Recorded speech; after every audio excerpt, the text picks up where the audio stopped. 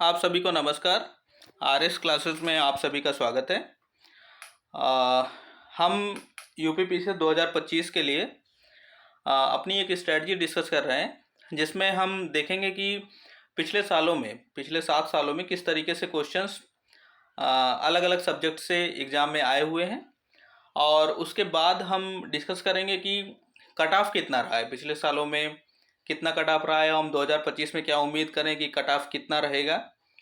उसके बाद हम सिलेबस डिस्कस करेंगे, क्योंकि सिलेबस एक एक बहुत बड़ी कड़ी है एग्जाम में, जिसमें हमको ये पता चलता है कि हमारा दायरा कितना है, हमें कितना पढ़ना है और कितना छोड़ना है।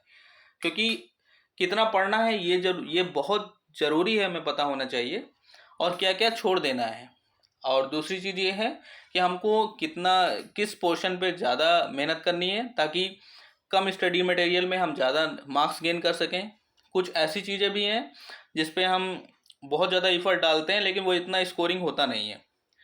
तो हम शुरू करते हैं। आपका सबसे पहले हम बात करेंगे सब्जेक्ट।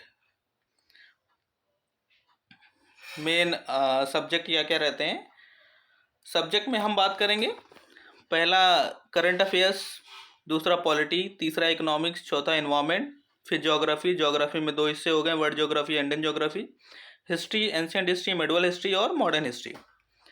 साइंस और फिजिक्स, केमिस्ट्री, बायोलॉजी। मिसलेनियस में मैंने डाल दिया। मिसलेनियस में आप यूपी करंट अफेयर्स मान सकते हैं, सेंसस मान सकते हैं, और भी जो चीज़ें हैं जिसके 2-2, 4-4 क्वेश्चन आते हैं। कभी कभी जैसे सेंसस के क्वेश्चन बढ़ जाते हैं, यूपी करंट अफेयर्स के क्वेश्चन बढ़ जाते हैं। यूपी करंट अफेयर्स को नॉर्मल करंट अफेयर्स के अंदर भी डाल देते हैं। तो यूपी स्पेशल के कुछ स्टैटिक क्वेश्चन 3-4 हो गए, या 2-3 करंट अफेयर्स के क्वेश्चन हो गए। तो आप मान लीजिए कि यूपी स्पेशल करंट और जीके स्टैटिक पोर्शन और जो डायनेमिक पोर्शन है, जो चेंज होता रहता है, जिसे हम करंट अफेयर्स का पोर्शन मानते हैं, उसमें वो सब चीज़ें आ जाती हैं। तो यूपी स्पेशल के क्वेश्चन कुछ कभी 6, कभी 7 ऐसे क्वेश्चन आप मान के चलो। तो ये पिछले 7 सालों का जो है हमारा एक अपना एनालिसिस है। करंट अफेयर्स के क्वेश्चन आप देखेंगे कि उसका जो वेटेज है ना, सबसे ज़्यादा है। आप किस तरीके से देखेंगे, वेटेज देखें तो करंट अफेयर्स का 2024 में 33 क्वेश्चन, और मैं आगे आपको जो है ऐसा बताऊंगा कि ये वेटेज कहीं से भी कम नहीं है। 40 क्वेश्चन से ऊपर करंट अफेयर्स के क्वेश्चन आपके आएंगे। करंट अफेयर्स कैसे, कि अगर करंट अफेयर्स में आप जो है स्कीम वाला हिस्सा, जो गवर्नमेंट की पॉलिसीज़ और स्कीम है, उसको अगर आप जोड़ देंगे ना, 40 क्वेश्चन से ऊपर बन जाएगा। अगर किसी मान लो जनधन योजना के बारे में ही पूछ रहा है, या किसी और पुरानी स्कीम के बारे में पूछ रहा है जो 1-2 साल पहले लॉन्च हुई है, 3 साल पहले लॉन्च हुई है, उसके उसके क्वेश्चन भी 2024 में आए हुए हैं, तो उसको आप करंट अफेयर्स का हिस्सा भी मान सकते हैं।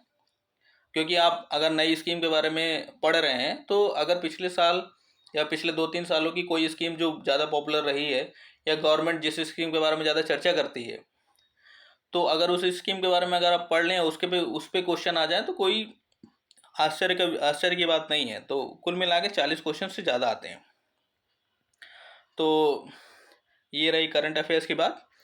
फिर आप पॉलिटी को देखेंगे। पॉलिटी भी लगातार जो है एक अपना वेटेज बनाए हुए है।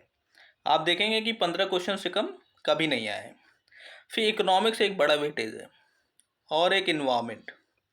मैंने इसको ऐसे सॉर्ट आउट किया हुआ है कि सबसे ज़्यादा क्वेश्चन और फिर सब नीचे नीचे जाते हुए सबसे कम क्वेश्चन। और पिछले सालों में ये जो करंट अफेयर्स, पॉलिटी, इकोनॉमिक्स और इन्वायरमेंट है, ये बहुत बड़ा वेटेज एग्जाम में लेता है।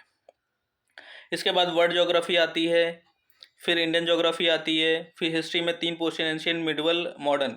मिडवल के क्वेश्चन तो कभी कभी समझ में ही नहीं आते हैं कि कहाँ से पूछ रहा है। एंशियंट क्वेश्चन भी कहाँ से पूछ रहा है। मॉडर्न हिस्ट्री बिल्कुल स्कोरिंग है। मॉडर्न हिस्ट्री अगर आप पढ़ लें, 9 में से 7 क्वेश्चन तो आप आराम से इसके दावा कर सकते हैं। फिजिक्स, केमिस्ट्री, बायोलॉजी हमेशा की तरह आप देखेंगे कि 3-3-8, 4-4-8, 6-4-7, 4-6-12, 4-2-7, 6-7-14, 8-2-6। कभी कभी बायोलॉजी में क्वेश्चन ज़्यादा आए। मिसलेनियस में आप देखोगे कि इसमें आप सेंसस मान लो, यूपी स्पेशल मान लो, या अदर्स के ऐसे कोई क्वेश्चन जिस पे इतनी टेंशन लेने की जरूरत नहीं है। यूपी स्पेशल के जो क्वेश्चन है, वो स्टैटिक क्वेश्चन एक छोटे से सोर्स के साथ आप पढ़ सकते हैं, और जो डायनेमिक क्वेश्चन है वो करंट अफेयर्स में वो कवर हो जाता है।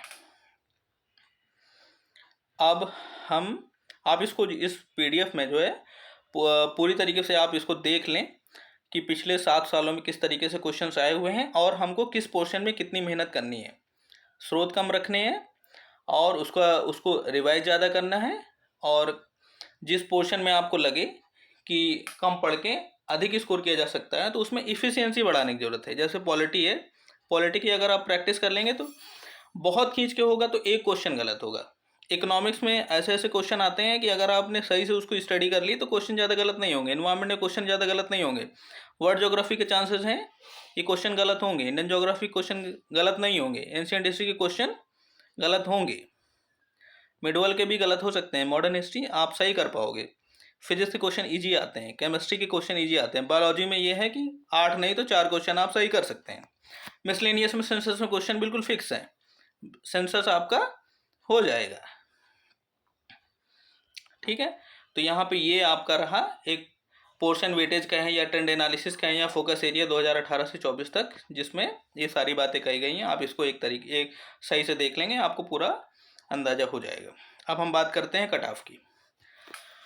तो कट ऑफ आप देखेंगे, पहला रो है वो नंबर का है और दूसरा कट ऑफ जो है वो क्वेश्चंस हैं। जैसे 2024 में जो बात की गई 86.25 ये क्वेश्चंस है। 2023 में 93.75 ये क्वेश्चन है।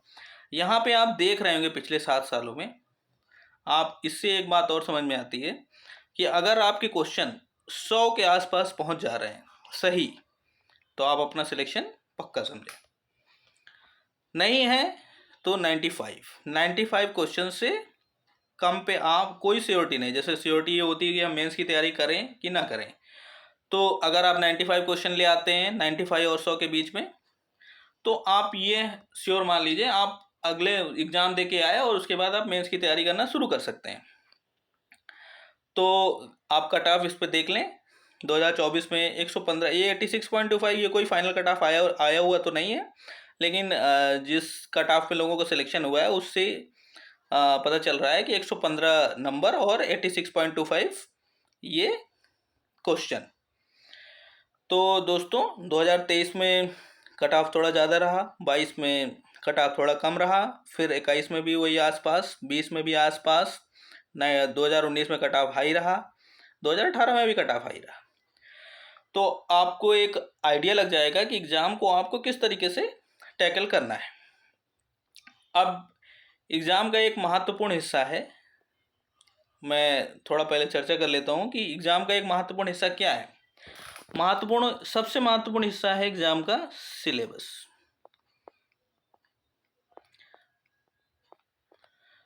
जैसे कि हमको पता है कि GS 1 और 2 करके एग्ज़ाम होता है। दूसरा जो पेपर होता है वो CSAT का होता है। और GS 1 में 150 क्वेश्चन आते हैं और CSAT में आपके 100 क्वेश्चन रहते हैं। ये आपका क्वालिफाइंग है और इससे आपकी मेरिट तय होती है। तो सिलेबस, फिर उसके बाद प्रीवियस ईयर क्वेश्चंस। देखिए प्रीवियस ईयर क्वेश्चंस भी हल करने हैं और प्रीवियस ईयर क्वेश्चन से आपको आइडिया भी लगता है, ये प्रीवियस ईयर क्वेश्चंस ही हैं कि क्वेश्चंस की संख्या कितनी है। इससे आइडिया भी लगता है कि पैटर्न क्या चल रहा है, वेटेज किसको ज़्यादा दिया जा रहा है, किस पे ज़्यादा मेहनत करनी है, किस पे कम मेहनत करनी है। ठीक है, अब हम बात करेंगे सिलेबस की। ये सिलेबस जो है, जो नोटिफिकेशन आया हुआ था 2025 का, उससे उठाया हुआ है ये सिलेबस। तो आप इसका देखेंगे, पेपर 1 जो जनरल स्टडीज़ का है, मार्क्स हैं 200, 2 घंटे का पेपर होगा। और आप इसको देखिए तो पता चलेगा कि पहला जो पोर्शन जिसकी बात की गई है वो है current events of national and international importance. दूसरा history of India and Indian national movement. तीसरा India and world geography, physical, social, economic, geography of India and the world. Indian polity and governance, constitution, उसमें Indian polity and governance में constitution, political system, panchayati raj, public policy, rights issue and etcetera. Economic and social development, उसमें sustainable development पे question रहेंगे, poverty inclusion, demographics, social sector initiatives and etcetera. फिर आया general issues on environmental ecology, biodiversity, climate change that do not require subject specialisation. इसमें बात देखी लिखी हुई है, सब्जेक्ट स्पेशलाइजेशन नहीं होना चाहिए। लेकिन अब जो क्वेश्चन आते हैं उनसे आप समझ सकते हैं कि लेवल कैसा है।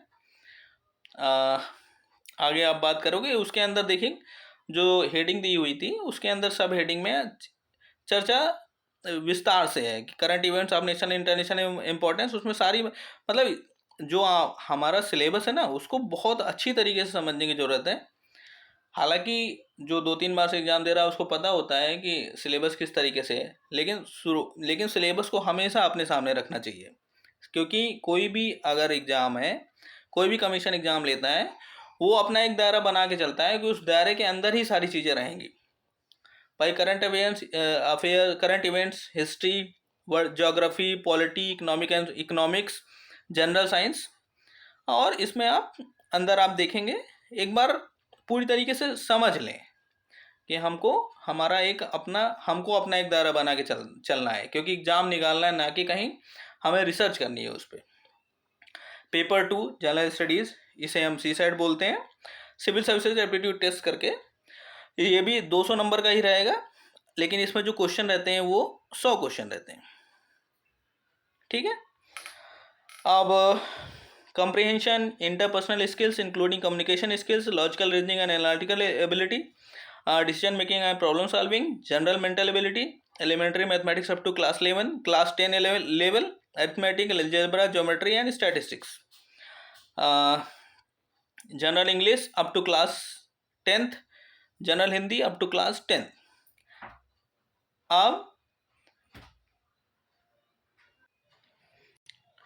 हम एलिमेंट्री मैथमेटिक्स, जो एलिमेंट्री मैथमेटिक्स का यहाँ पे पोर्शन दिया हुआ है कि एलिमेंट्री मैथमेटिक्स रहेगी, उसका एक डिटेल सिलेबस भी डिस्कस किया हुआ है। इसमें आप देखोगे कि अब देखो इस पे सीसैट हमेशा जो है थोड़ा सा एक रहा है कि बहुत सारे पढ़े हुए लड़के, मतलब जो वेल क्वालिफाइड हैं, जीएस के पेपर में बहुत अच्छा कर सकते हैं लेकिन सीसैट के पेपर में फेल हो जा रहे हैं, तो उनके लिए तो मुझे लगता है कि ये सिलेबस बहुत ही ज़रूरी है भाई। इस सिलेबस में आप पूरी तरीके से समझ सकते हैं कि आपका स्कोरिंग पोर्शन क्या है, कि आपको हिंदी को अटेम्प्ट करना है, इंग्लिश को अटेम्प्ट करना है, एलिमेंट्री मैथमेटिक्स अटेम्प्ट करना है, या किसी किसी का कंप्रीहेंशन बहुत अच्छा होता है, कंप्रीहेंशन अटेम्प्ट करने हैं। आपको यहाँ पे जो है कट ऑफ क्वालिफाई करना है। तो आप उस तरीके से ही जब सिलेबस को अच्छी तरीके से समझ लेंगे तो आप अटेम्प्ट कर पाओगे कि मैं किस पोर्शन को बहुत अच्छे से कवर कर लूँ, ताकि उसी पोर्शन में ही मेरा एग्ज़ाम क्लियर हो जाए, मेरा जो क्वालिफाइंग पेपर है वो क्लियर हो जाए। तो अरिथमेटिक में हम देखेंगे कि number system, natural numbers, integers, rational irrational numbers, real numbers, divides, ये सारा LCM, HCM, average, ratio and proportion, percentage, profit loss, simple and compound interest, work and time, speed. आप देखोगे कितना अच्छे से जो है डिस्क्राइब कर रखा है कि आपको एवरेज पढ़ना है, आपको स्पीड पढ़नी है, स्पीड, टाइम एंड डिस्टेंस पढ़ना है, वर्क एंड टाइम पढ़ना है, इंटरेस्ट पढ़ना है, प्रॉफिट लॉस पढ़ना है, एलसीएम एचसीएफ पढ़ना है, नंबर सिस्टम पढ़ना है।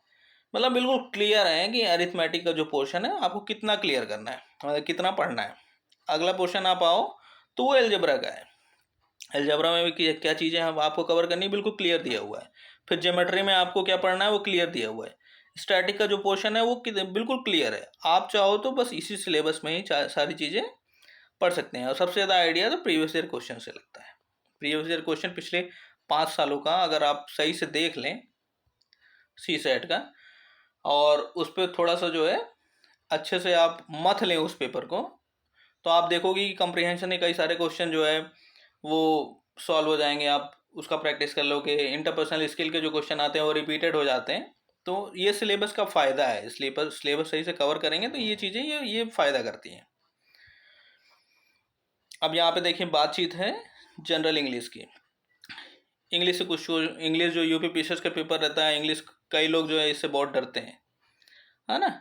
लेकिन आप अगर देखोगे तो इंग्लिश में ही कॉम्प्रिहेंशन एक बहुत बढ़िया पोर्शन है कि मतलब आपने पैसेज पढ़ा, उस पर जो क्वेश्चन आ रहे हैं वो आपने सीधे उसको हल कर लिया। एक्टिव वॉइस, पैसिव वॉइस, ये जो एक्टिव वॉइस पैसिव वॉइस है बहुत आसान है। ठीक है ना। पार्ट्स ऑफ स्पीच चलो ठीक है, ये ट्रांसफॉर्मेशन ऑफ सेंटेंस, लेकिन डायरेक्ट एंड इनडायरेक्ट स्पीच ये भी बहुत आसान है। आप 3-4 पेज का डायरेक्ट इनडायरेक्ट स्पीच, वो सारी चीज़ें आप समझ गए, उसके बाद आपने थोड़ा प्रैक्टिस कर लिया, वो क्वेश्चन हल होने लगते हैं। पंक्चुएशन, स्पेलिंग चलो छोड़ दो, आप वर्ड मीनिंग छोड़ दो, वोकैबुलरी छोड़ दो, idiom phrase, fill in the blanks भी थोड़ा सा, अगर आप इंग्लिश पढ़ने के शौकीन रहे हैं तो फिल इन द ब्लैंक्स भी हो जाता है। ओवरऑल अगर आपने सिलेबस सही तरीके से समझ लिया तो क्वालिफाई करने में कोई दिक्कत नहीं है। हिंदी ये यूपी पीएसएस के एग्ज़ाम में सबसे स्कोरिंग, और इससे लोगों को डर भी नहीं लगता है। वेल डिफाइंड सिलेबस है, 14 तरीके की चीज़ें हैं, और बस आप पढ़ लीजिए। और कुछ लोग तो ये हैं कि इनमें 100% इफिशियंसी है, कोई भी क्वेश्चन लोगों को गलत नहीं होता। अब देखिए, हमने चर्चा की पोर्शन वेटेज ट्रेंड एनालिसिस, उसके बाद हमने कट ऑफ की चर्चा की, फिर हमने सिलेबस डिस्कस कर लिया। अब एक पोर्शन, जो पोर्शन यहाँ पे जो है जिसका वेटेज सबसे ज़्यादा था, करंट अफेयर्स का पोर्शन जो सबसे ज़्यादा था। अब हम करंट अफेयर्स के बारे में थोड़ा सा देखेंगे कि पिछले 2024 के एग्ज़ाम में करंट अफेयर्स के कितने क्वेश्चन आए, किस तरीके के क्वेश्चन पूछे गए हैं। तो ये जो मैंने पीडीएफ में आगे जोड़ा हुआ है, ये 2024 के करंट अफेयर्स के क्वेश्चंस हैं। और आप थोड़ा सरप्राइज होंगे कि जो मैंने यहाँ पे मार्क कर रखा है, ये जो मार्क कर रखा है, ये क्वेश्चनों की संख्या है। आप थोड़ी देर में सरप्राइज होंगे कि कितने क्वेश्चन पिछली बार करंट अफेयर्स से आए। अब देखिए, ये क्वेश्चन पहला क्वेश्चन आप देखें, ये करंट अफेयर्स का क्वेश्चन रहा है। ये तो कोविड से संबंधित क्वेश्चन है, ये बिल्कुल मोस्ट ऑब्वियस है कि ऐसे क्वेश्चन पूछे जाएंगे। दूसरा क्वेश्चन आप देखो कि जो क्वेश्चन करंट अफेयर्स में डिस्कस नहीं होता है कि क्वेश्चन पूछ रहे हैं डेज पे, दिवस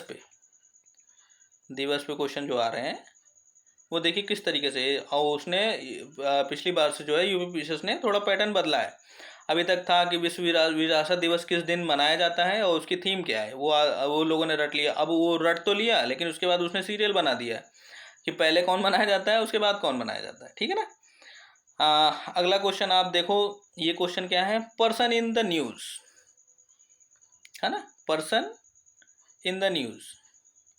अब पर्सन इन द न्यूज़, आप देखो पर्सन इन द न्यूज़ का पैटर्न किस तरीके से बदल गया। उसने व्यक्ति दे दिए हैं 4, कारण दे दिए हैं 4, और आपस में आप मिलाते रहो। ठीक है। अगला क्वेश्चन एफडीआई से संबंधित है। करंट अफेयर्स में एक बड़ा पोर्शन है एफडीआई का, फॉरेन डायरेक्ट इन्वेस्टमेंट। ठीक है। ये चौथा क्वेश्चन रहा। पांचवा क्वेश्चन आप देखो, जो एक देश का दूसरे देश के साथ किसी तरीके की सहमति है, कोई समिट है या कहीं किसी समिट में मिले और दो देशों के बीच में जो कोई memorandum of understanding MOU sign हुआ या किसी तरीके कोई समझौता हुआ, उस पर क्वेश्चन कि आप जब भारत इंडोनेशिया संयुक्त रक्षा सहयोग समिति की बैठक हुई, उसमें क्या क्या बातें हुई, क्या क्या चीज़ें हुई, है ना। तो आप करंट अफेयर्स के जब चीज़ें देखेंगे कि राष्ट्रीय घटनाक्रम, अंतर्राष्ट्रीय घटनाक्रम, और उसके अंदर भी क्या चीज़ें हो रही हैं कि कोई समिट हो रहा है, वो राष्ट्रीय स्तर का समिट है या अंतर्राष्ट्रीय स्तर का समिट है, और उसके अंदर किसी देश का, हमारे देश का दूसरे देश के साथ किस तरीके का समझौता हुआ, उस पर क्या हुआ कि भाई किस दिन आयोजित वो समिट हुई है और कहाँ पे हुई और उसमें क्या बातें की गई। ठीक है। ये छठा क्वेश्चन आप देख लें, ये क्वेश्चन क्या है, डिफेंस का। ठीक है ना। अगला क्वेश्चन वही भारत और ऑस्ट्रेलिया, इस पर हम बात कर रहे थे कि एक देश का दूसरे देश के साथ अगर कोई किसी तरीके का समझौता हो रहा है या कोई मीटिंग है उसके अंतर्गत कोई समझौता हो रहा है, तो ये इस पे चर्चा है। हाँ, ये क्वेश्चन अभ्यास पे, संयुक्त अभ्यास जो हो रहे हैं एक देश का दूसरे देश के साथ, जो अभ्यास, कुछ अभ्यास बिल्कुल हर साल वही अभ्यास होते हैं, उसी नाम से होते हैं, कुछ नए भी होते हैं।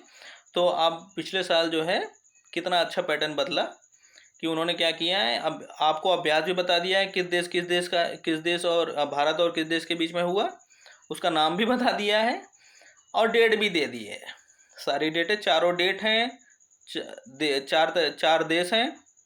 ठीक है ना, भारत उज्बेकिस्तान, भारत फ्रांस, भारत संयुक्त राज्य अमेरिका, मिलन, ये सब दे दिया है और अब आप मिलाते रहो कि कौन पहले हुआ, कौन बाद में हुआ, किन किन डेटों के बीच में हुआ।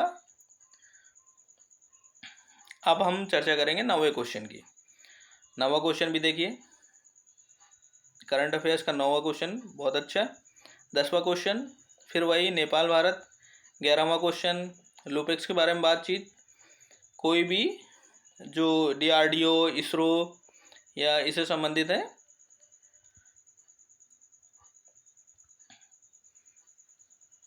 अगला क्वेश्चन जो है 12वां क्वेश्चन, आप देखोगे बिल्कुल करंट अफेयर्स का क्वेश्चन, न्यू एजुकेशन पॉलिसी या किसी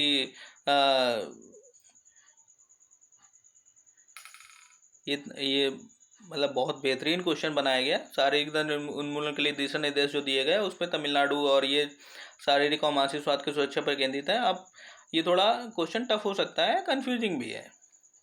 अगला क्वेश्चन फ्लाई 91, ठीक है।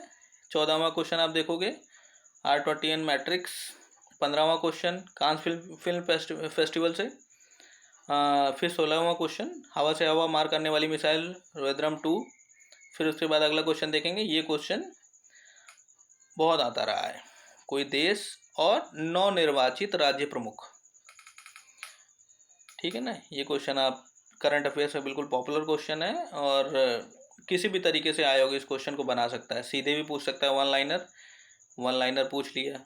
अब यहाँ पे क्या है कि ये आप मिलाते रहो।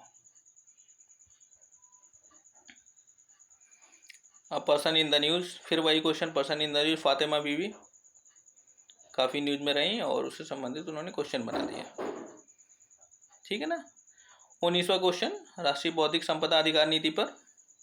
फिर 20वां क्वेश्चन आपको, अब देखिए ये जो पहले मैंने थोड़ी सी चर्चा की थी कि कोई कार्यक्रम है, कोई योजना है करंट में जो चल रहा है, उससे 2-4 साल पहले या उससे भी पहले अगर कोई बहुत इम्पोर्टेंट कार्यक्रम रहा है, बहुत इम्पोर्टेंट योजना रही है, कोई अधिनियम रहा है, तो उसके विषय में भी क्वेश्चन पूछ सकता है। बहुत बढ़िया क्वेश्चन है कि भाई इसमें कालानुक्रम आपको याद होगी, जनधन योजना कब कब जो है लॉन्च हुई थी, ये अधिनियम कब आया था, ये योजना कब हुई थी, कार्यक्रम कब हुआ था।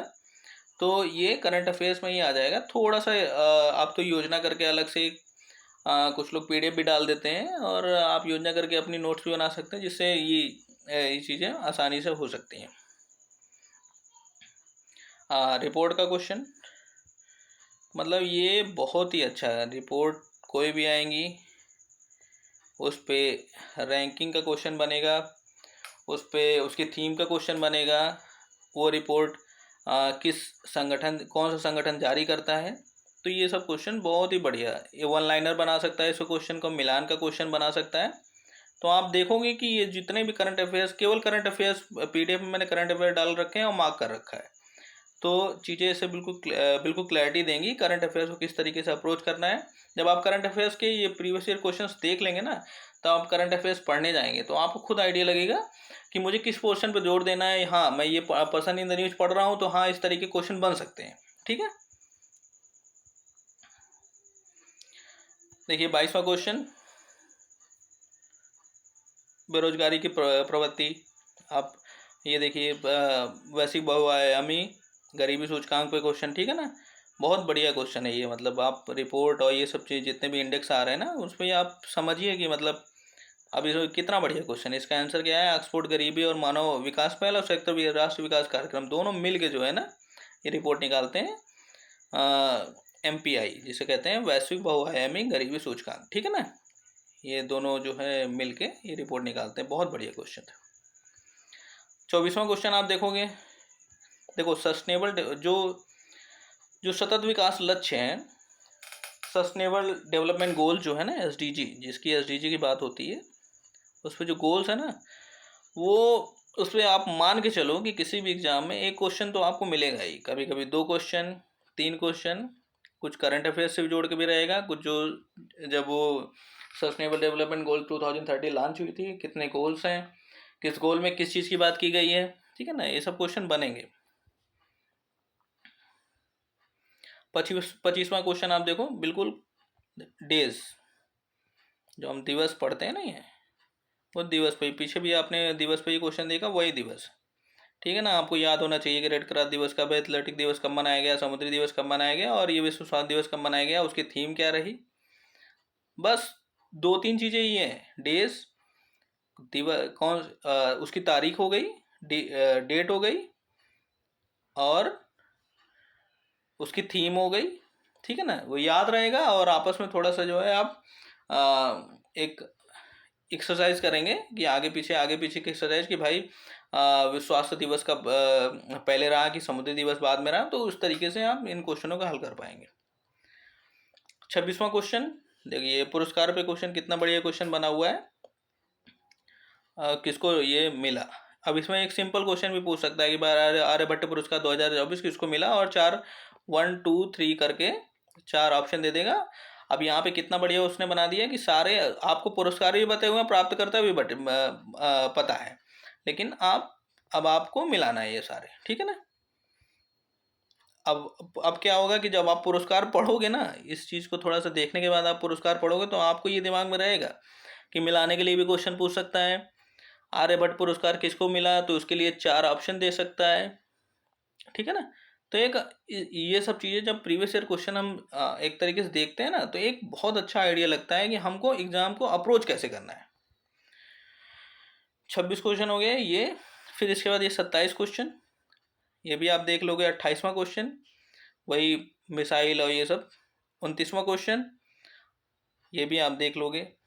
30वां क्वेश्चन आप देखेंगे जो सस्टेनेबल डेवलपमेंट गोल्स जो हमने पीछे पढ़ा था ना, वही है सतत विकास लक्ष्य, उसी पे देखिए एक क्वेश्चन वो मिला, एक क्वेश्चन ये मिला। ठीक है। 31वां क्वेश्चन, अब देखिए 31वां क्वेश्चन कितना बढ़िया क्वेश्चन है। आप बताइए कि इस पे देश है और रैंक, किस चीज़ की रैंक दे बतानी है यहाँ पे, कि प्रवासियों द्वारा भेजी गई राशि और उनका क्रम, है ना। सबसे ज़्यादा जो है जो आता है, अब यहाँ पे अगर मिलाएं तो चीन जो है, मैक्सिको जो है द्वितीय पोजीशन पे है, चीन तृतीय पे है, भारत पहले पोजीशन पे है और फिलीपींस चौथे पोजीशन पे। तो कहीं भी होगा एक आर्टिकल होगा वो पढ़ने को मिलेगा कि भारत सबसे ज़्यादा पैसे भेजता है, फिर उसके बाद कौन देश भेजता है। तो इस तरीके से जब आप पढ़ेंगे तो ये क्वेश्चन आप हल कर पाएंगे। 32वां क्वेश्चन ये इंफ्रास्ट्रक्चर पे क्वेश्चन है कि भाई खर्च के अनुसार श्रेष्ठता क्रम है, कि प्रथम द्वितीय तृतीय चतुर्थ कौन कौन से राज्यों में क्रम। और ये क्वेश्चन आप देखोगे 33वां क्वेश्चन। अब ये क्वेश्चन देखिए कोई करंट का लग नहीं रहा है, लेकिन आप करंट जब आप लगातार आप पढ़ते रहेंगे ना करंट, तो ये कोई कहीं किसी स्टैटिक जीके में जो है ये क्वेश्चन आपको मिलेगा नहीं, लेकिन करंट आपने अगर अच्छे से पढ़ा है तो ये क्वेश्चन कहीं ना कहीं मिलेगा आपको, और ये क्वेश्चन आप पढ़ते ही कर भी पाओगे। कॉमन सेंस डेवलप हो जाता है जब चीज़ें आप पढ़ लेते हो, तो अपने आप ये हल हो जाएगा। 34वां क्वेश्चन आप देखो, फिर से योजनाओं पे क्वेश्चन। ठीक है ना। अब ये कोई करंट नहीं है, 16 2014 2019 2016, लेकिन क्या है कि ये सब गवर्नमेंट की बहुत पॉपुलर स्कीम्स हैं और इनकी आरंभ तिथि हमको बिल्कुल पता होनी चाहिए। फिर से आप देखिए ह्यूमन डेवलपमेंट इंडेक्स पे ये क्वेश्चन बहुत पॉपुलर क्वेश्चन है, कई बार आ भी चुका है। इसको करंट अफेयर्स में मैंने डाल दिया है क्योंकि ये है, मतलब ये इकोनॉमिक्स का हिस्सा भी मान लो आप, या करंट अफेयर्स का भी मान लो। करंट अफेयर्स का एग्जैक्ट क्वेश्चन तो नहीं है, लेकिन बिल्कुल ह्यूमन डेवलपमेंट इंडेक्स आप जब पढ़ोगे उसमें रैंकिंग पढ़ोगे तो ये चीज़ें आपको आएंगी कि मतलब उसमें क्या क्या चीज़ें हैं। ठीक है। 36वां क्वेश्चन फिर से वो योजनाओं पे क्वेश्चन। ठीक है ना। ये सब गवर्नमेंट की बहुत पॉपुलर स्कीम्स हैं, इनको बिल्कुल ये इनके बारे में बिल्कुल पता होना चाहिए। 37वां क्वेश्चन आप देखो कि voice of global south summit. अब अगर वो voice of global south summit आपने ये आर्टिकल पढ़ा, तो इस आर्टिकल में जो जो बातें हैं, अगर 2 3 4 लाइनें आपने पढ़ी तो ये लाइनें आपको ये क्वेश्चन सॉल्व आराम से करवा देंगी। ठीक है। अब कोहिमा शांति स्मारक एंड इको पार्क। ठीक है ना। ये भी देखो आप क्वेश्चन आप देखोगे, ये 38 क्वेश्चन नंबर, फिर 39 है। देखिए फिर से वही भारत ऑस्ट्रेलिया, भारत ऑस्ट्रेलिया यहाँ पे कोहिमा शांति स्मारक इको पार्क दक्षिण कोरिका, ठीक है ना, वही है।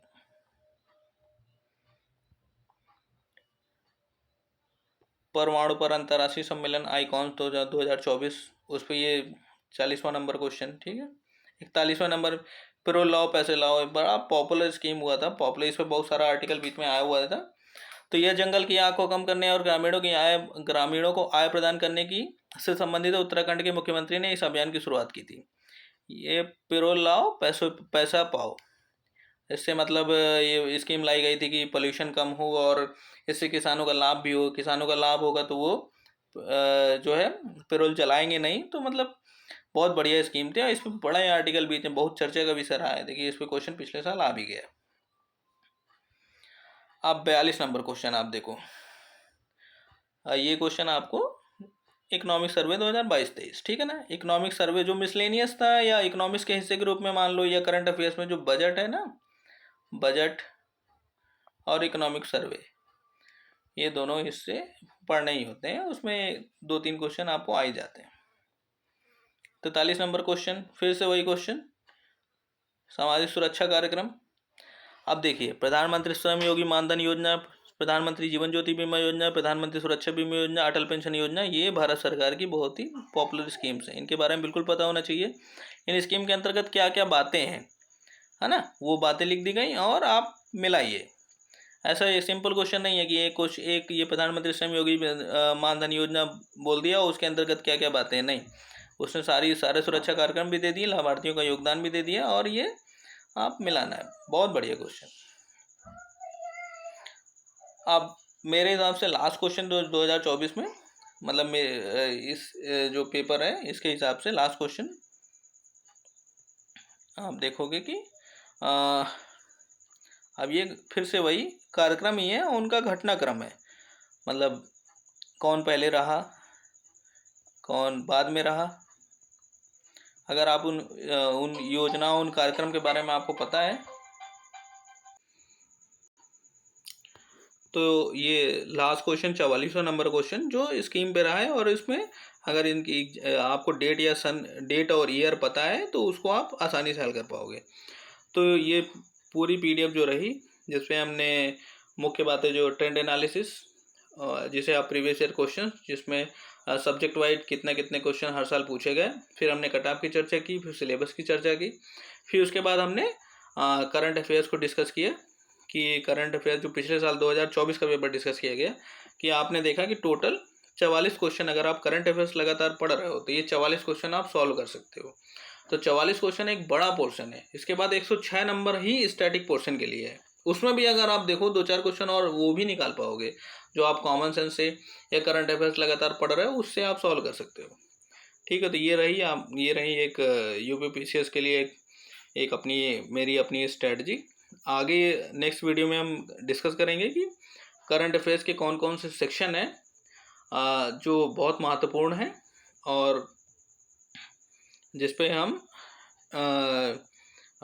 आगे अपना पढ़ेंगे, और 2025 का जो एग्ज़ाम है उस पर एक अच्छा करेंगे। ठीक है, सभी को नमस्कार, धन्यवाद।